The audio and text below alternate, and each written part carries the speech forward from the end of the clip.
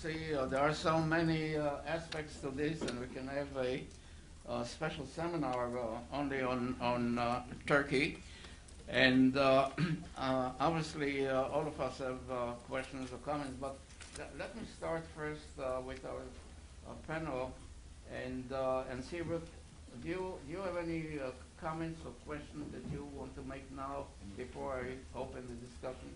Other than I've always been a Philo Turk, and comment, I guess. I think they're underappreciated. To some degree, they have a well-founded complaint that the long derision cast in their direction by Europe has been, shall we say, derisory. and it's an ally we really should appreciate more because, indeed, strategically, it's central. It is not exhausted in its military capability. Europe, with all the talk of 2% as the minimum, that's way above what anybody else in NATO is contributing. And therefore, if you want military capability, they're a nice group to have along. Okay, on Turkey, I visited them many times when I was at the Defense Department, and then when I was at NATO, at the U.S. mission, dealt with the Turks all the time, and I love Turkey. It's a great country. Well, as far as the Secretary Generalship, at the Strasbourg summit, the one before the last, there was actually an effort made to give a Turk a significant position in the NATO structure to give, and that went back and forth. The Turks, frankly, were very difficult to deal with, but eventually they got a senior position, a newly created position, but it took hours of negotiation with Secretary General and in fact the U.S. President was involved. On the EU, everything that is plausible to do to push this along is being done, has been done for years. It's a very deep-rooted issue about Turkey's relationship to the EU, and yes, it would be an answer. But in the interim, there have been a lot of things done, and I think you're probably aware of this, on a working level in Afghanistan and in the Balkans. The people who are on the ground from the EU and NATO work together. Despite in Brussels, you can meet every so often in some very stilted way and talk about nothing. But in the field, they actually get things done and work together, so it's a problem. The one other thing that hasn't been brought up, and I don't know where it is today, is the issue that seemed to emerge about resources in the sea near Cyprus and the potential tensions there with Greece and Turkey and Israel. And I don't know where that's going, but that could be a sleeper issue. I would just raise that as something to think about. Yeah, we'll come back to it. I think in the interest of time, we started late, so we have time for Q&A, and then we'll have a break. You can have coffee and gourmet food or whatever. Eric, just identify yourself and go ahead. Eric Busfield with the Neighborhood International. Since we're on the subject of Turkey, I'll refer to the title of the program, Middle East Security and the Changing Transatlantic Partnership. It seems one of the most significant changes in the alliance is the evolving role of Turkey from a reliable partner to a less reliable partner. Characterize it as you will, but I wanted to follow up on some of what's been said about Turkey because I think, Richard, your recommendation, I think, is a sound one, that if Turkey has, higher aspirations in the transatlantic partnership, they need to go beyond some of their more parochial nationalist concerns and take a broader view. But they're not doing that, though, and I'm concerned that they're really blocking some constructive actions and objections of NATO. I mean, you only need to look at the recent summit in Chicago. Turkey blocked Israel's participation in the summit. That's not the first time they've precluded Israel from participating in a NATO gathering. They've also undermined some areas of cooperation between NATO and Israel. I mean, and also very important, Turkey blocked any discussion of Iran from the agenda in Chicago. I mean, it's really hard to see how NATO can take some sort of meaningful action with respect to Iran when they can't even discuss it at their high-level gatherings. And this is part of it, this is in large part Turkey's doing. And so I guess what I'm wondering is, you know, we know what we'd like to see Turkey do or not do to play a more constructive role, but given the current trajectory, I mean, what can we realistically expect with Turkey playing the role that it is? How can we, you know, bolster the relationship between NATO and Israel with Turkey meddling in the way that it has? How can NATO act, you know, constructively on Iran? What sort of path are we headed on? Officially, the question came up about Turkey and Israel, and there was no formal Turkish veto about Israel attending. The official U.S. position was they invited some partners to this, but not all of NATO's partners, and so they didn't have a NATO-Russia Council meeting. They didn't have like a NATO-Ukraine Council, and they didn't have the Mediterranean Dialogue partners, which would include Israel. They had a different set of partners, those dealing with Afghanistan. The Turks say that basically they never had to veto because it was understood they would have, so they weren't asked to veto.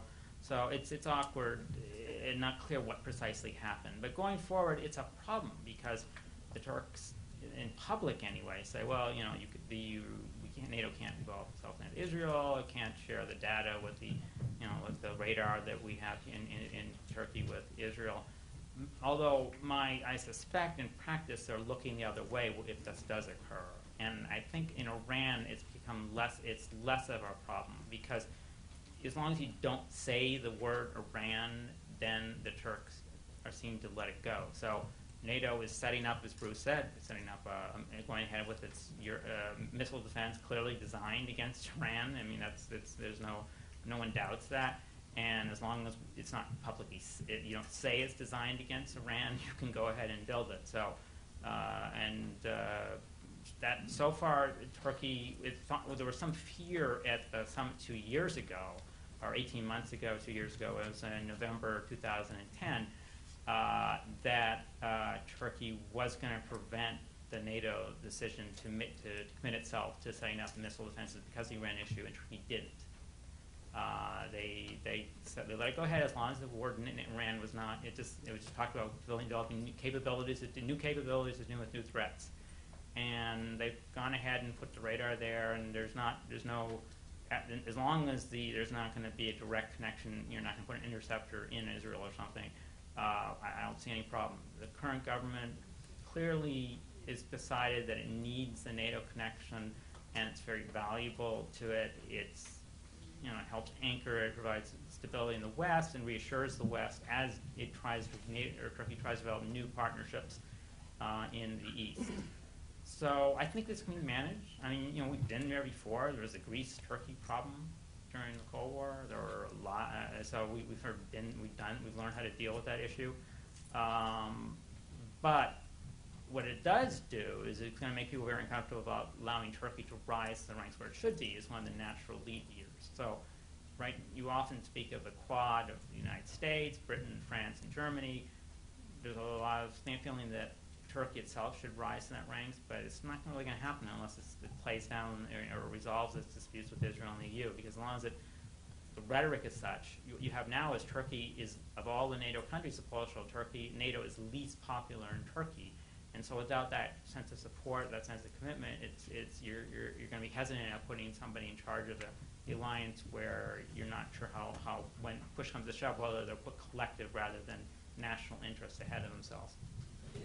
I'll also just mention that one lovely innovation that Diego Arria of Venezuela, the good Venezuela, used at the UN in the 1990s was basically just to prorogue the council. If there are parties that the Security Council shouldn't meet with, he just dissolved the meeting of the Security Council and had a coffee klatch.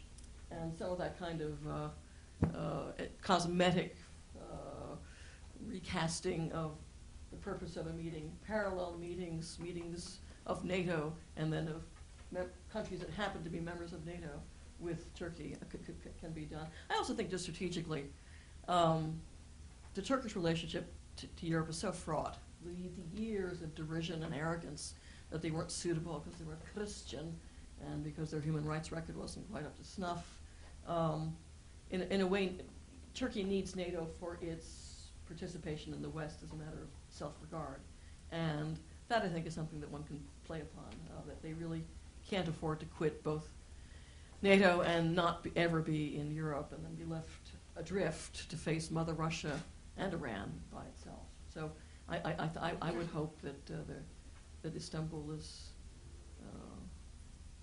Ankara is adroit enough to work out some of these kind of variable geometries.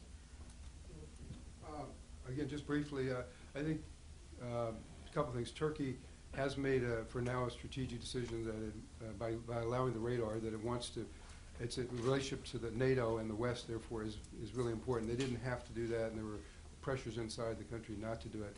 So, having said that, and again, on the issue of how Turkey has been dealing with Israel and NATO, I think that's something that may have to be addressed more forcefully at some point. But we have to all choose our battles.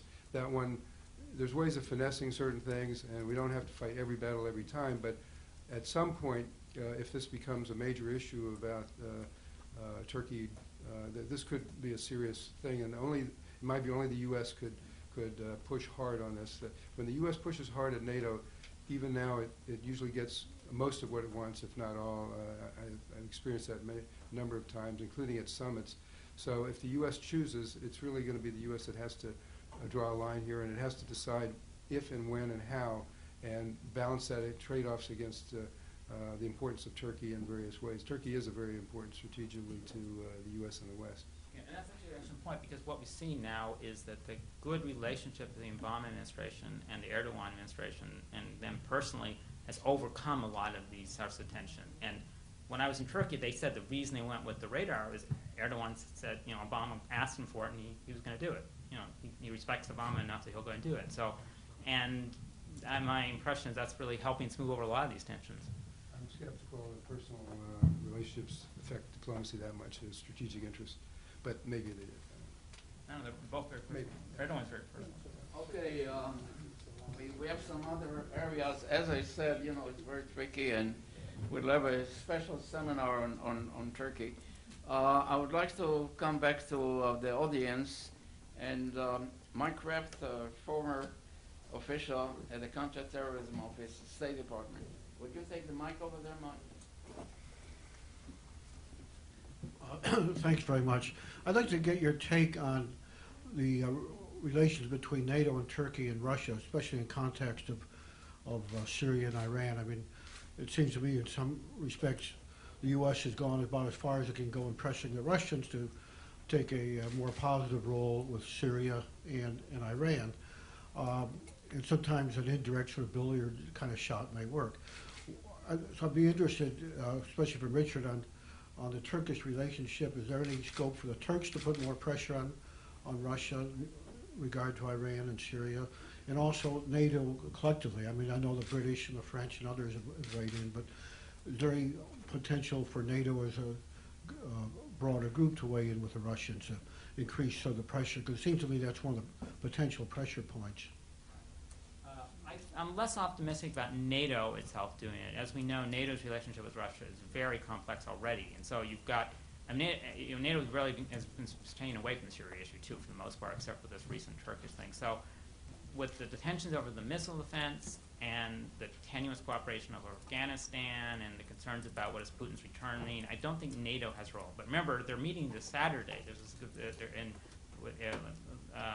the Russian and Secretary Clinton will be there, and Lavrov will be there, and so that might be. But Turkey could play a role. It's one of the things we've seen in the past few years is Turkey's relationship with Russia has definitely improved, and that's been a lot of it's due to energy partnership, but shared concerns about stability in surrounding regions. Russians are less concerned now about Turkish influence in Central Asia. In fact, some evidence they see that as useful to increase that to help balance China's rising influence there.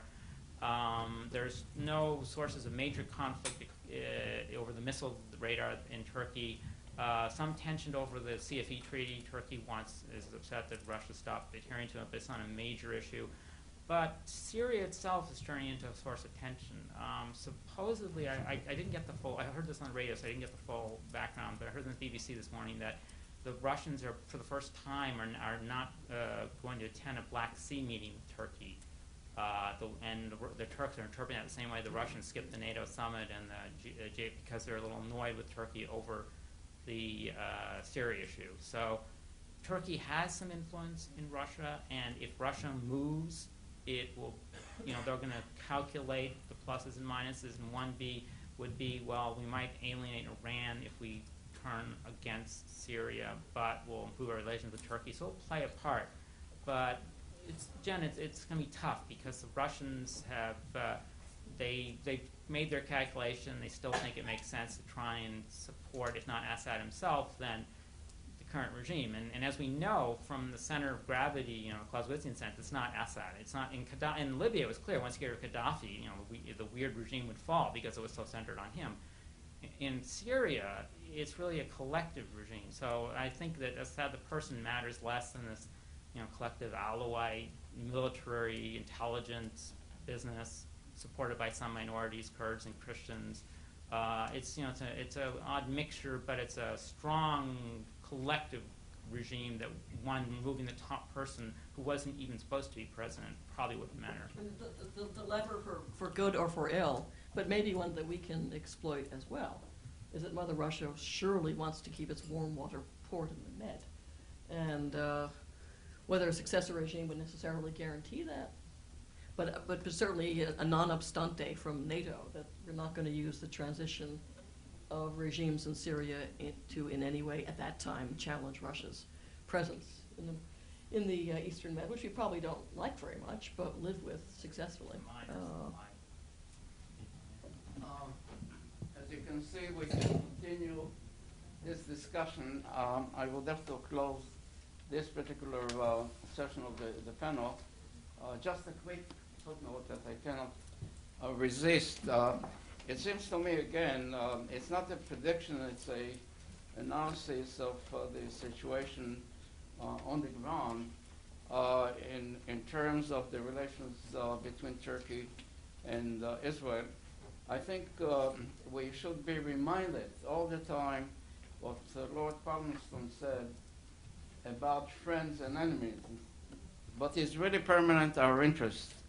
And at least from my very limited experience in the region just recently, I think what we're going to see in the coming months, some effort to reconcile the differences between Israel and Turkey, because Israel needs Turkey, and Turkey needs Israel, and there is now a new coalition government in Israel, and some ministers in the government are trying to push for some modus vivendi, or whatever you want to call it, to resolve the problems between Israel and Turkey on the security issues, economically, and so forth. At any rate, I would like to thank the very rich contribution of the panelists. If I may, I would like to present each and every one copies of our report. The first one is this report on the Maghreb in North Africa, which again is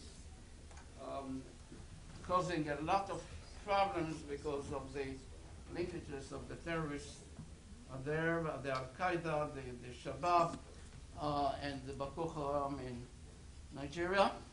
So I hope you will have an opportunity to look at that. And our new publication, as I mentioned before, on the Arab Spring, keep you up at night. And finally, a copy of the NATO, again, NATO publication here. We have the article. Yona is gone to Yeshiva. That's true, that's true. I'm not going to give you a copy of the Al-Qaeda book because I couldn't carry it, but We'll get it to you.